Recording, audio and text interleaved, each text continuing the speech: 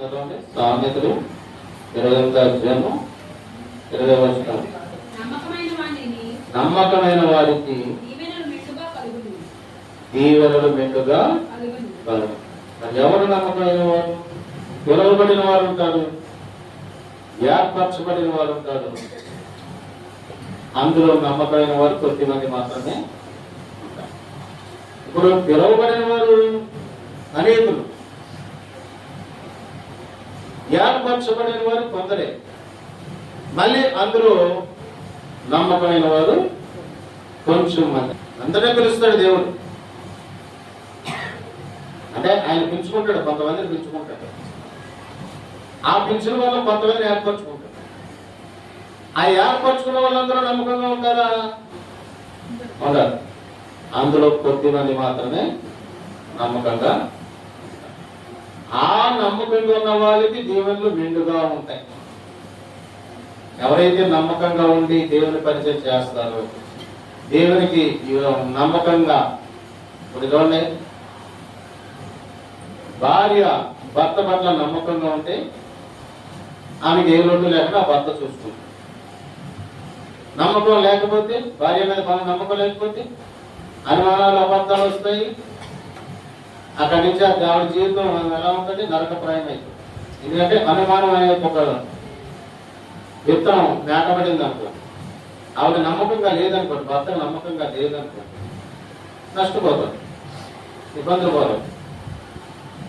ఎప్పుడైతే నమ్మకంతో కోల్పోతామో దేవుడి దృష్టిలో కూడా అంతే. దేవుడి దగ్గర కూడా మనం ఒక భర్త భార్యకి ఎలా నమ్మకంగా కాపురం చేస్తారు, దేవుడితో కూడా మనం అలాగే ఉంటాం. దేవుడు ఇంకా భర్త కళ్ళతో మాత్రమే చూస్తారు, హృదయాన్ని ఎరగదు, మనసు తెలియదు, ఆమె ఆలోచనలు ఆయనకి తెలియదు. ఆవిడ ఏ ఆలోచనతో ఉందో ఆవిడ తెలియదు, మన భర్తకు తెలియదు. కానీ దేవుడికి మన హృదయ ఆలోచనలు తెలుసు. మనం ఏం ఆలోచిస్తున్నామో తెలుసు, ఏం చేస్తామో తెలుసు, ఏం చేయబోతున్నామో తెలుసు. మన గత జీవితం అంటే ఆయనకి తెలుసు. మనం పుట్టక ముందే మనం ఏంటో ఆయనకి తెలుసు. మనం పుట్టక ముందే మనం ఏంటో ఆయనకి తెలుసు. భూమి మీద జన్మించకపోతే మన ఆత్మను ఎరుగున్నవాడు దేవుడు. అందుకనే దేవుడి దగ్గర చాలా జాగ్రత్తగా ఉండాలి, నమ్మకంగా ఉండాలి. చూడండి, కొంతమంది ఒక ఆయన ఉంటాడు, నాకు ఒక పాస్టర్ నాకు తెలుసుకున్నాను. కానుకల బాక్స్ దగ్గరికి వస్తే ఒట్టి ఎలా పెట్టు, ఎవరు దేవుడు అంటే ఎంత పాస్టర్, మళ్ళీ పాస్టర్ అంటే సేవలుగా తిరిగేవాడు. తెల్లారైతే ఎన్నో మీటింగ్లకు వెళ్ళేవాడు, ఎన్నో వాక్యాలు వెళ్ళేవాడు. అలాగే బతుకుడు, అలాగే తెచ్చుకుంటాడు. ఆశీర్వాదం లేదు.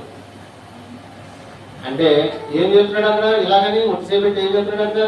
అందరూ చూస్తాడు, ఏదో నేను కూడా కాన్ చేశానని అనుకుంటానని ఒట్టి చెప్పాడు. కానీ నువ్వు వేతనం లేదో కరెక్ట్గా దేవుడు చూస్తాడా? బాగా వేస్తున్నావు లేదని అంటే నువ్వు ఎవరు మోసం చేస్తున్నావు? దేవుడినే మోసం చేస్తావు. అన్నీ చూడతా దేవుడు. అట్లా అందుకనే నమ్మకముగా దేవుడు చూస్తాడు, దేవుడు వింటాడు. మన మాటలు దేవుడు వింటాడు, దేవుడు మనల్ని చూస్తాడని ఒక మన హృదయంలో మన ఆలోచనలు కూడా దేవుడు ఎరిగి ఉంటాడు. ఏం ఆలోచిస్తున్నాం? నీ తలంపులు ఎలా ఉన్నాయి? పవిత్రంగా ఉన్నాయా, అపవిత్రంగా ఉన్నాయా? ఈ ఆలోచనలు ఎలా ఉన్నాయి? పవిత్రంగా ఉన్నాయా, అపవిత్రంగా ఉన్నాయా? వెంటనే క్షమాపణ కోరుకోవాలి. చెడు ఆలోచన వచ్చిందంటే వెంటనే క్షమాపణ కోరుకోవాలి. అందుకనే అసలు చూడద్దంటాడు దేవుడు. నీ పన్ను చెడ్డదైతే దాన్ని తీసేసి, ఆ పన్ను పీకేసి మిగిలిన దేహాన్ని కాపాడుకోమంటే, ఆ చెడ్డ పన్నులు నరకానికి పోయే బదులు ఆ పన్ను తీసేయి, మిగిలిన ఏమన్నా పరిశుద్ధంగా ఉంచుకుని నువ్వు పన్నులో చేరుకో. లేదంటే ఆ పన్నుతోటి నువ్వు ఆ అపవిత్రమైన చూసి నువ్వు పాపం చేసి ఆ నరకానికి పోయే కంటే నువ్వు ఆ పన్నుని అంటే కళ్ళతోటి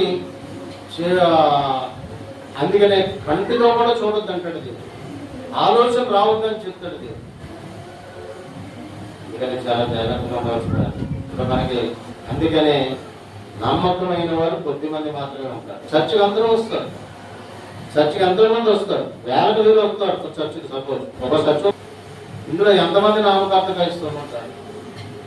ఊరికి ఆదివారం మాత్రమే వస్తారు కొంతమంది, ప్రతి ఆదివారము వస్తారు కొంతమంది, ప్రతి శుక్రవారం కోసం వస్తారు కొంతమంది, ప్రతి ఆలయానికి పాల్గొంటారు కొంతమంది.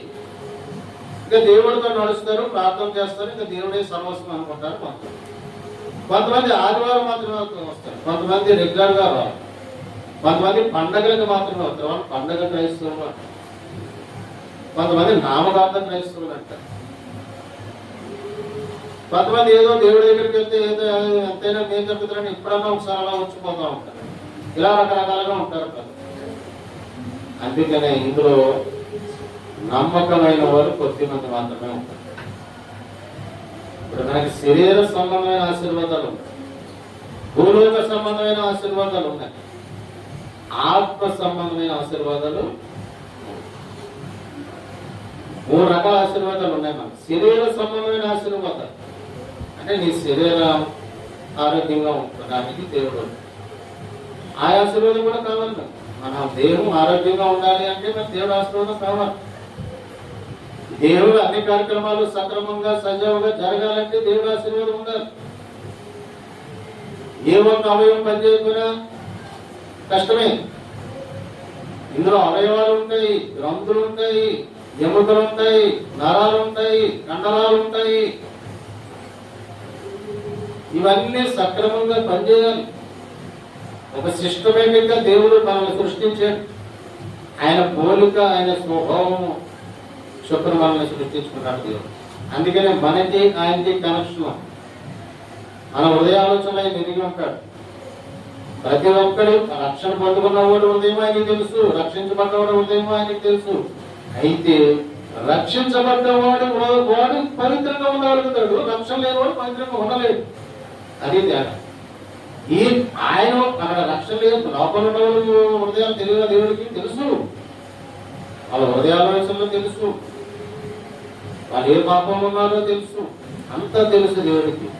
అయితే మరి రక్షణ ఎందుకు కావాలి మనిషికి అంటే, నువ్వు పవిత్రంగా ఉండటానికి నీకు రక్షణ అవసరం, పరిశుద్ధంగా ఉండటానికి నీకు రక్షణ అవసరం, నీ ఆలోచనలు మంచిగా ఉండటానికి రక్షణ అవసరం, మంచి పనులు చేయడానికి రక్షణ అవసరం, జాలి హృదయం కలిగి ఉండడానికి రక్షణ, ప్రేమ కలిగి ఉండడానికి రక్షణ. ఎవరైతే రక్షణలోకి వచ్చేస్తారో వాళ్ళ ఆత్మ ఫలము ఫలిస్తుంది. వాళ్ళు ఆత్మ ఫలం. నేను సాక్ష్యం చెప్పాను, నేను రక్షణ పొందుకున్న తర్వాత ప్రేమ, సంతోషము, సమాధానము, దయాళత్వము, దీర్ఘశాంతము, మంచితనము, విశ్వాసము, సాత్వికము, ఆశ్రయ నిగ్రహం అనే ఆత్మ ఫలం దేవుడు నాకు ఇచ్చాడు అని నేను సంఘంలో సాక్ష్యం చెప్పాను. అంతకుముందు నాకు ఈ ఆత్మఫలం లేదు, నాకు నా దేహంలో అంతకుముందు రక్షణ పొందుకొని ఆత్మఫలం నాకు లేదు, ప్రేమ లేదు, సంతోషం లేదు, సమాధానం లేదు, దయాత్వం లేదు, దీర్ఘశాంతం లేదు, ఆశ నిగ్రహం లేదు, మంచితనం లేదు, విశ్వాసం లేదు. ఏదో బతుకుతున్నాం అంతే, తింటాం, తాగడం జీవితం. అయితే రక్షణకు వచ్చిన తర్వాత ఈ ఆత్మఫలం నాలో ఫలించింది. అక్కడి నుంచి నా హృదయం మార్పు, ప్రేమ కలిగి ఎలాగంగా దేవుడి రాజ్యం వెతుకుతూ ఉంటే ఎన్నో విషయాలు తెలుసుకొని, ఈ రాజ్యాన్ని వెతుకుతుంటే దేవుడు మళ్ళీ రాజ్యాన్ని వెతకమంటే బైబిల్ గ్రంథం చదువుతూ ఉంటే, వాక్యం చదువుతూ ఉంటే ఆయన మనసు ఏంటో మనకు తెలుస్తుంది, దేవుడు మనసు ఏంటో మనకు తెలుస్తుంది. అప్పుడు ఎప్పుడైతే నువ్వు ఆయన్ని వెతుకుతావో, ఆయన వాక్యాన్ని చదువుతావు, అప్పుడు మనకి ఏది అవసరం ఆయన అనుగ్రహిస్తూ ఉంటాడు. మనం ఆయన రాజ్యాన్ని, ఆయన నీతిని వెతుకుతూ ఉంటే మనకి ఏది అవసరమైన ఆయన మనకి అనుగ్రహిస్తాం. అందుకని ఆయన రాజ్యంలో నీతిని వెళ్తాం. శరీర సంబంధమైన ఆశీర్వాదాలు ఉంటాయి, భూలోక సంబంధమైన ఆశీర్వాదాలు ఉంటాయి. భూలోక సంబంధం అంటే ఈ లోకానికి సంబంధించి, నాకు ఇల్లు కావాలి, ఒక కారు కావాలి, లేదా నాకు వస్త్రాలు కావాలి, నాకు వాహనం కావాలి, ఫోన్ కావాలి, ఇవన్నీ కూడా భూలోక సంబంధమైనటువంటి ఆశీర్వాదం. ఇవి కూడా దేవుడే ఇవ్వాలి. దేవుడు ఇవ్వకుండా ఎక్కడి నుంచి వస్తాయి? ఇవి కూడా దేవుడే ఇవ్వాలి. అలాగే ఆత్మ సంబంధమైన ఆశీర్వాదాలు, మరి ఈ మూడింట్లో మిగిలిన ఈ మూడింట్లో ఆత్మ సంబంధమైన ఆశీర్వాదాలు అంటే ఏంటి? ఆత్మ సంబంధమైన ఆశీర్వాదాలు అంటే ఏంటి? ఆత్మ వరాలు అంటే ఏంటి? ఆత్మ ఫలం అంటే ఏంటి? ఆత్మ సంబంధమైన ఆశీర్వాదాలు ఎలా ఉంటాయి? కంటికి కనపడవు, చెవులకు కనపడవు. అవి కంటికి కనపడవు, చెవులకు కనపడవు. అభోచరాలు, ఊహించిన కార్యాలు జరుగుతాయి, అద్భుతాలు జరుగుతాయి, ఆశ్చర్యకార్యాలు జరుగుతాయి. ఈ ఆత్మ సంబంధమైన ఆశీర్వాదాలు మనం పొందుకోవాలంటే ఖచ్చితంగా రక్షణ పొందుతాం. చూడండి, 100 మంది రక్షణ పొందికి దేవుడితో కనెక్ట్ అయిపోయి గంటలు దేవుడితో గడిపి ప్రార్థన చేసి పరలోకం వెళ్ళి చూసి వచ్చారు. పరలోకాన్ని చూసి వచ్చారు.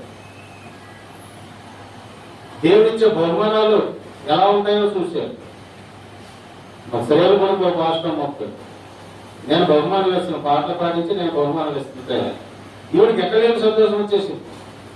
రాజుగారు బహుమానాలు ఇస్తున్నాడు అని ఈవిడికి ఎక్కడేమి సంతోషం వచ్చేస్తే దేవుడు ఆయన హృదయం జరిగింది దేవుడు కదా అని కనిపెట్టి రాజుపాలించే చెప్పి పరలోకంలో ఆయన ఇచ్చే బహుమానాలు దేవుడు ఆమెను చూపించాడు.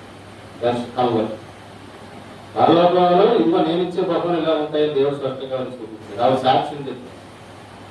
అంటే దేవుడికి జలసీ కూడా ఉండదు కదా, దేవుడికి జలసీ కూడా ఉంటుంది. అంటే ఆవిడ అందుకనే నేను ఎక్కువ వాడెక్కువ అని అనుకుంటాడు దేవుడు. తెలుసా మీకు? నేను ఎక్కువ వాడెక్కువ, నేను ఎక్కువ రాజపాలు ఎక్కువ అని కూడా అనుకుంటాడు దేవుడు. అందుకని ఫస్ట్ ప్లేస్ మనం దేవుడికి ఇవ్వాలి. అయ్యేమంది ప్రభావ నువ్వు ఇవ్వాలన్నమాట. ఈ ఆట అవి కాదు ప్రభావ, నాకు నువ్విస్తే నాకు దేవుడు ఆశీర్వదిస్తే మనం గొప్పగా ఆశీర్వదించగలం. దేవుడు ఇస్తే మనకి గొప్పగా, దేవుడు ఆశీర్వదిస్తే ఎప్పటికీ ఆశీర్వదించగలం. ఏంటంటే దేవుడు నేను ఇచ్చిన నీళ్లు రాదు ఎప్పటికీ గట్టుకున్నాడు. ఆయన ఇచ్చిన నీళ్లు త్రాగిన వాడికి దాహం ఉండదు, ఆయన ఇచ్చిన ఆహారం తిన్నవాడికి ఆకలి ఉండదు, ఆయన ఆశీర్వాదం పొందుకున్నాడు అసలు ఏ లోటు ఉండదు. దేవుడు ఒక్కసారి ఆశీర్వదించాలి, ఆశీర్వదిస్తూనే ఉంటాడు. అందుకని ఆయన ఆశీర్వాదం పొందుకునే అర్హత కలిగి ఉంటాడు. ఒక పెద్ద మనిషి ఉంటాడండి సపోజ్. ఆయన ఏమంటాడు? సపోజ్ ఒక ఆయన ఉన్నాడు, మాకు తెలుసు ఒక ఆయన ఉంటాడు సోదరి గారు. ఆయన ఎవరికన్నా సహాయం చేస్తే ఇంకా మనిషి విడిచిపెట్టేవాడు కాదు. ఆయనకి ఎప్పుడు సహాయం చేస్తూనే ఉండేవాడు. ఆయనకి వాళ్ళు ఎప్పుడో కనుదృష్టిలో కనిపెడుతూనే ఉండేవాడు. వాళ్ళ మంచి చెట్లు చూస్తూనే ఉండేవాడు, వాళ్ళ బాగోలు చూస్తూనే ఉండేవాడు. దేవుడు మనసు కూడా ఎటువంటి అంతకంటే ఇంక ఎక్కువ ఉంటుంది అన్నమాట. దేవుడు ఒక్కసారి సాయం చేసాడా ఎప్పుడు చేస్తూనే ఉంటాడా దేవుడు. ఒకసారి మనం ఆదరించాడా ఇంకా విడిచిపెట్టాడు దేవుడు. అందుకనే ఆత్మ సంబంధమైన వరాలు పొందుకుంటే అవి ఆత్మ సంబంధమైన వరాలు, ఆత్మ సంబంధమైన ఆశీర్వాదాలు. ఆత్మ సంబంధమైన వరాలు ఏంటి? ఇవే ఆత్మ బలం. సమాధానం ఉంటే ఇక నీకు ఏ లోటు ఉంటుంది? సంతోషం. ఆయన సన్నిధిలో సంపూర్ణ సంతోషం ఉంటుంది, నీ గృహంలో సంపూర్ణ సంతోషం ఉంటుంది, నువ్వు ఎక్కడికి వెళ్ళినా సంతోషంగా ఉంటావు. అదే ఆ ఆత్మబలం పొందుకోకపోతే, ఆత్మవరాలు పొందుకోకపోతే ఎప్పుడు చూసినా బాధపడుతూ ఉండాలి, దుఃఖపడుతూ ఉండాలి, వేదన పడుతూ ఉండాలి. అందుకనే ఆత్మ సంబంధమైన ఆశీర్వాదం పొందుకోవాలంటే ఎప్పటిగా రక్షణలోకి రా. గిజ్జోని జీవితం, మనం గిజ్జోని ఉన్నాడు. న్యాయపదులు 7వ అధ్యాయంలో గిజ్జోని అన్న ఒక ఆయన, ఆయనను దేవుడు దర్శించాడు. ఎందుకు దర్శించాడు? ఆయనతో పని వచ్చింది దేవుడు. ఈ మిద్యానీయులు చేతికి దేవుడే వాళ్ళని అప్పగించేశాడు. ఎందుకు అప్పగించేశాడు? ఇశ్రాయేలు ప్రజల్ని వీళ్ళ అవిధేయత, వీళ్ళు విగ్రహారాధన చేస్తున్నారు, వీళ్ళు అవిధేయత ఫాలో అయిపోయారు. దేవుడి పట్ల గౌరవం లేదు, భక్తి లేదు, యథార్థత లేదు, పాపం చేస్తున్నారు. దేవుడు పాపం చేసి మిద్యానీయుల చేతికి అప్పగించేశాడు. వాళ్ళని వీళ్ళు దారుణంగా బాధపెడుతున్నారు. వీళ్ళు పంట వేసుకున్నారనుకోండి, వాళ్ళు వచ్చి కోసుకుపోతున్నారు. మనం ఒక ఎకరం పొలం పండించుకుంటామంటే పంట చక్కగా దాన్ని ఎంతో సంవత్సరం పడిన కష్టపడి మనం పండించుకుంటాం.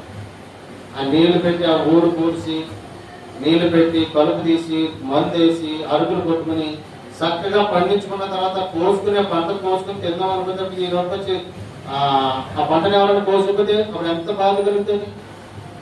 ఆ పంట ఎవరైనా కోసుకుపోతే అలాగా వీళ్ళు పండించుకున్న పంటని వాళ్ళు వచ్చుకోవాల్సిపోయేవారు. ఎందుకంటే వీళ్ళను వాళ్ళ చేతికి అప్పగించాడు దేవుడు. వీళ్ళు బలహీనలు అయిపోయారు, వాళ్ళు బలవంతులు అయిపోయారు. మళ్ళీ దేవుడికి వీళ్ళు మొరపెట్టుకున్నారు, ప్రభువా క్షమించండి, ప్రభువా మమ్మల్ని కాపాడండి, ప్రభువా మమ్మల్ని బతకనెత్తలేదు అని చెప్పి మొరపెట్టుకుంటే వీళ్ళు మొర ఆలకించి దేవుడు మళ్ళీ కనికరించి, అయ్యో పాపం నా బిడ్డలు ఎంతైనా నా బిడ్డలని అప్పుడు ఆ మిద్యానీయుల చేతి నుంచి వీళ్ళు విడిపించాలనుకున్నాడు దేవుడు. అప్పుడు గిద్యోనుడు ఎన్నుకున్నాడు దేవుడు. ఎవరు సమర్థుడంటే గిద్యోను సమర్థుడిగా కనిపించాడు దేవుడు. గిద్యోను ఎన్నుకున్నాడు. దేవదూత వచ్చింది. ఈ గిద్యోను ఏం చేస్తున్నప్పుడు ఆయన దోనం చాటుని గొల్లగొట్టుకుంటున్నాడు గోధుమలు. అంటే మిద్యానీయుల కంట కనపడకుండా షార్ట్గా గోధుమలు తొలగొట్టుకుని ఉంటున్నాడు ఆయన. అంటే మళ్ళీ వాళ్ళు కనపడితే వాళ్ళు పట్టిపోతారు. వాళ్ళ కంట కనపడకుండా షార్ట్గా గోధుమల్ని కొట్టుకుంటున్నాడు. అలాంటి వ్యక్తిని పరాక్రమం కలిగిన బలవంతుడని తెలిసింది దేవదూత. అనుకున్నాడు, అయ్యా చిత్తం ప్రభు అన్నాడు. నీకు అప్పుడు అలా పిలిస్తే నువ్వు విజయాన్ని మీద యుద్ధం చేయాలని మాట్లాడినప్పుడు నేనే పాటు వాడి అన్నప్పుడు దేవుడు తన మహిమను కనపరిచి దేవుడే స్వయంగా పిలిచాడని నిర్ధారణ చేసుకోవడానికి కొన్ని సూచనలు కనపరిచి గిద్యోనుని ఎన్నుకున్నాడు దేవుడు. అయితే ఆ గిద్యోను యుద్ధానికి వెళ్ళాలి. ఇప్పుడు మిద్యానీయుల మీదకి యుద్ధానికి వెళ్ళాలి. ఈ ప్రజలందరినీ పిలిచాడు. 32,000 మంది ప్రజలు వచ్చారు యుద్ధానికి వెళ్ళడానికి. 32,000 మంది ప్రజలు యుద్ధానికి వెళ్ళడానికి వచ్చారు. యుద్ధానికి వెళ్ళాలి అంటే, యుద్ధం చేయాలంటే పిరిగితనం ఉండకూడదు, అధైర్యం ఉండకూడదు, భయపడకూడదు. అప్పుడు దేవుడు అన్నాడు, ఇందులో ఎవరు భయపడుతున్నారో వాళ్ళు వెనక్కి వెళ్ళిపోమని చెప్తున్నాడు. ఇందులో ఎవరికి పిరిగితనం ఉందో, ఎవరు భయపడుతున్నారో, ఎవరు యుద్ధం చేయలేకపోతాం అనుకుంటారో వాళ్ళు వెనక పంపించేయి. భయపడేవాడు యుద్ధం చేయలేడు, తిరిగివాడు యుద్ధం చేయలేడు, అధైర్యపడేవాడు యుద్ధం చేయలేడు. కాబట్టి భయపడేవాడిని వెనక పంపించాడు. ఎందుకంటే యుద్ధానికి వెళ్ళాలి, అక్కడ ఆయుధాలు ఉంటాయి, శత్రువులు ఉంటారు, వాళ్ళు పోలీసు చంపేస్తారు, వాళ్ళని ఎదుర్కోవాలి, వాళ్ళ మీద యుద్ధం చేయాలి. వాళ్ళు బాంబులు వేస్తే చంపాలి లేదా చచ్చిపోవాలి. అది యుద్ధానికి వెళ్ళేవాడు. అయ్యో వాళ్ళ చేతిలో పడి చచ్చిపోతామని భయపడేవాడు యుద్ధం చేయగలరా? చచ్చిన పర్వాలేదు వాడిని చంపేయాలనుకున్నవాడు యుద్ధం చేయగలుగుతాడు. ఆ ధైర్యం ఉన్నవాడే యుద్ధం చేయగలుగుతాడు. ఆ కెపాసిటీ ఉన్నవాడు యుద్ధం చేయగలుగుతాడు. బాగా భయపడాలి. వెనక పంపండి. 22,000 మంది వెనక్కి తెలియగలుగుతారు. 22,000 మంది వెనక్కి తెలియదు. ఇంకెంతమంది ఉన్నారు? 10,000 మంది. ఈ 10,000 మందిని నీళ్లు తాగించన్నాడు. వాళ్ళు వెళ్ళి మంచినీళ్ళు తాగుతుంటే ఇందులో చాలా మంది, ఒక 300 మంది తప్ప, అంటే 10,000లో 9,700 మంది కడుపు నిండా నీళ్ళు తాగేశారు. ఆత్రంగా ఎలా తాగేసి కడుపు నిండా నీళ్ళు తాగేసి, కడుపు నిండా నీళ్ళు తాగినోడు యుద్ధానికి పనికిరాడు. తిండిపోతులు యుద్ధానికి పనికిరారు, సోమరులు యుద్ధానికి పనికిరారు. అప్పుడు వాళ్ళని కూడా ఎంత పంపించేమన్నట్టు. ఎందుకంటే వారి కడుపు నిండా నీళ్ళు తాగి, అందుకనే మనం ఎలుపుగా ఉంచుకోవాలి. అంటే సాత్వికము కలిగి ఉండాలి. కడుపు అంటే తిండి తక్కువ తినాలి, నీళ్లు కూడా తగుమాత్రంగా తాగాలి. ఇప్పుడు పీకి దాకా నీళ్ళు తాగితే ఏమవుతుంది? అవసరాలు వస్తాయి, ఆయుసం ఉంటుంది. అలాగే పీకి దాకా తింటే ఏమవుతుంది? ఆయుసం ఉంటుంది, అజయపూర్తి చేస్తుంది. అందుకని భోజనం కూడా తీరుకు బట్టి భోజనం చేయాలి. దేవుడు అన్నాడు, ఆ కడుపున పీకి దాకా నీళ్ళు తాగకుండా ఎవరో యుద్ధాన్ని పనిచేయడానికి పంపించాడు. అందుకని కడుపున తిండి దగ్గర కూడా ఎలా ఉండాలంట? సాత్వికం. మొట్టమొదటి మనిషి ఎలా ఉండాలంట? సాత్వికం కలిగి ఉండాలి. ఆ తర్వాత ఏం చేయాలి? భోజనం కదా ఇంటికి ఆస్తులు పడకూడదు. హాస్టల్లో కూడా ఉంటారు పాపం. వాళ్ళు ఏం చేస్తారు, బయటికి వస్తారు శుభ్రంగా, ఎందుకంటే ఇంటికి పడుకుంటారు, ప్రార్థన చేయడు, ఇంకేం రచ్చలు ఏం చేస్తాడు అని. చాలా మంది సేవలు ఉంటారు, సేవలు ఉందని సేవకులుగా వచ్చి కూర్చుంటారు అక్కడ. ఎందుకంటే సేవ ఉండగలిగే సేవకులు అని చెప్పుకొని, సువార్తలు అని చెప్పుకొని, లేదా సంఘ పెద్దలు అని చెప్పుకొని వచ్చి ఆ మీటింగుల్లో పెడతా ఉంటారు. వాళ్ళకి తినడం తెలియదు, తాగడం తెలియదు. ఇంకా అలాంటి వారి దేవుడి దృష్టిలో యోగ్యులు కాదు. వాళ్ళని దేవుడు ఎన్నుకోండి. వాళ్ళకి ఆశీర్వాదం ఉండవు. నేను ఎగ్జాక్ట్ చేస్తాను, వాళ్ళకి ఆశీర్వాదం ఉంటాం. ఎవరికి ఆశీర్వాదం ఉంటుంది? మోకరించి ప్రార్థన చేసేవాడికి, సాత్వికం కలిగి ఉన్నవాడికి, మెలుపు కలిగి ప్రార్థన చేసేవాడికి, దేవుని యొక్క భయభక్తులు కలిగిన వాడికి, నమ్మకంగా ఉండేవాడికి, వీళ్ళకి ఆశీర్వాదాలు మెండుగా వస్తాయి. అందుకనే కదా మరి ఎంతమంది సేవకులు, కొంతమంది సేవకులు ఎంత వాళ్ళు అలా నిలబడితే చాలు ఎంతో మంది వేలకు మీరు వెళ్ళి వాళ్ళ ఆశీర్వాదాలు తీసుకుంటూ ఉంటారు. వాళ్ళకి నిద్ర ఉండగలిగి, తిండి ఉండగలిగి, ఎందుకంటే తిని టైం కూడా ఉండగలిగి, భోజనం చేద్దామని కూర్చొని ఫోన్ వస్తుంది, వెళ్ళిపోవాలి. నిద్ర 2-3 గంటలు మాత్రమే ఉంటుంది. ఎందుకంటే తెల్లట్లయితే పలానా చోటుకి వెళ్ళాలి, వాక్యం చెప్పలేదు, అక్కడికి వెళ్ళాలి, ఏదైతే వెళ్ళాలి, ఇలాగా ఖాళీ ఉండదు పరిచర్య. అటువంటి వాళ్ళు యుద్ధం చేసేవారు. అటువంటి వాళ్ళకి ఆశీర్వాదాలు మెండుగా ఉంటాయి. వాళ్ళు దినదినం అభివృద్ధి చెందుతారు, అనేకులకు ఆహారం పెడతారు. అందుకనే నమ్మకమైన వారు 300 మంది మాత్రం చెప్పారు.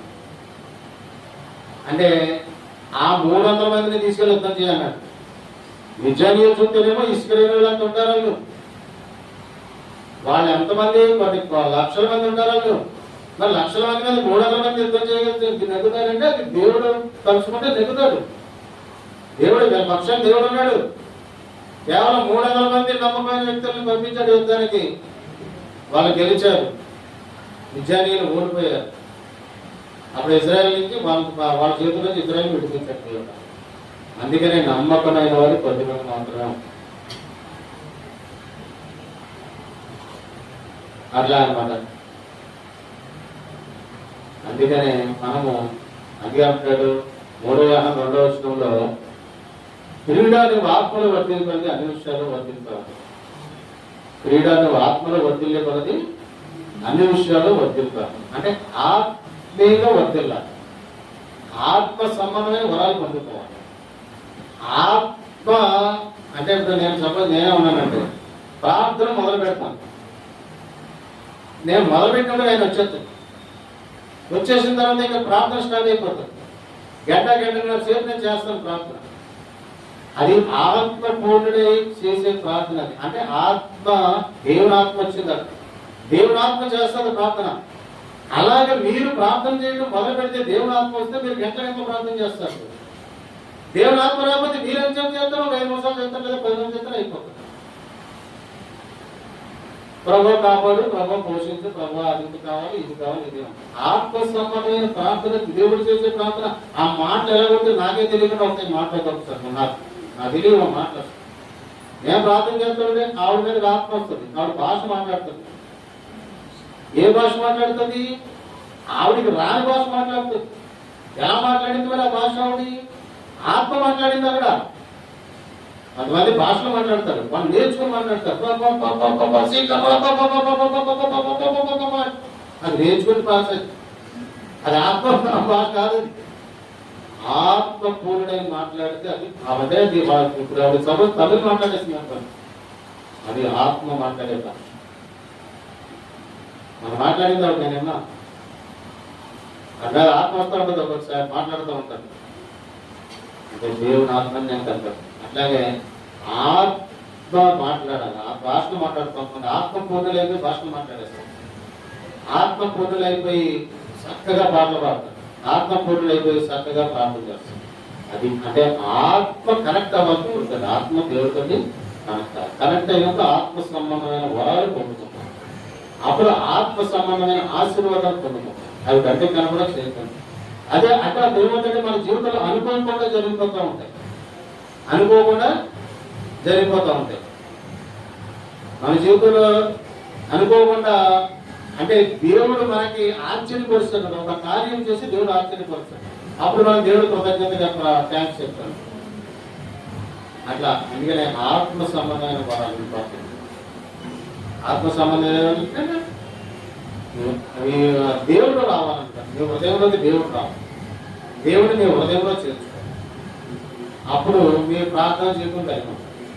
అప్పుడు రోజు ఆత్మ కలిగిన వ్యక్తి, ఆత్మ సంబంధమైన వరాలు పొందుకున్న వ్యక్తి ప్రార్థన చేయకుండా ఉండలేడు. తెల్లారిని కనుకొని ప్రార్థన చేయకుండా ఉండలేడు. వాక్యం చదవకుండా ఉండలేడు. దేవుడితో గడపకుండా ఉండలేడు.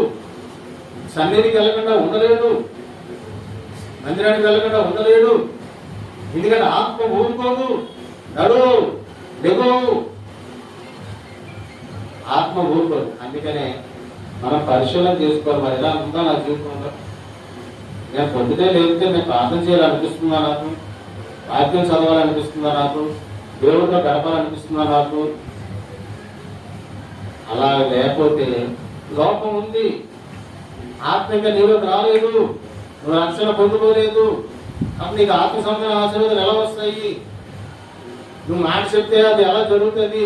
ఆత్మ సంబంధం, ఆత్మ కలిగిన వ్యక్తి మాట చెప్తాడు కూడా ఆ మాట దేవుడు స్థిరపరుస్తాడు. జరుగును కాకంటే జరుగుద్ది. ఆ పవర్ రావాలంటే ఆత్మను పొందుకోవాలి. అందుకనే పరిశుద్ధాత్మ పొందుకున్నాను, అభిషేకం పొందుకున్నాను అంటారు. అభిషేకించబడాలి, పరిశుద్ధాత్మను పొందుకోవాలి. అప్పుడు మనం అందుకనే క్రీడలు ఆత్మలు వర్ధిల్లుతుంది, అన్ని విషయాల్లో వర్ధిల్లుతాం. అంటే ఆత్మలు వర్ధిల్లుతుంది, మనం అన్ని విషయాల్లో వర్ధిల్లుతాం. లోక సంబంధమైన ఆశీర్వాదాలు వస్తాయి, ఆత్మ సంబంధమైన ఆశీర్వాదాలు వస్తాయి, శరీర సంబంధమైన ఆశీర్వాదాలు వస్తాయి. మూడు పొందుకుంటాం. అందుకని ఇబ్రీ పత్రిక 10:24 ప్రకారం అందరూ మానుకొనుచున్నట్టుగా సమాజంగా కూడట మానక. అంటే కొంతమంది చూడండి సత్యం రాదు, మానేస్తారు. అలా కాకుండా మందిరానికి వచ్చి సమాజంగా కూడుకుని దేవుని ఆరాధిస్తూ ఉంటే రక్షణ పొందుకుని ఆత్మను పొందుకునే అవకాశం ఉంటుంది.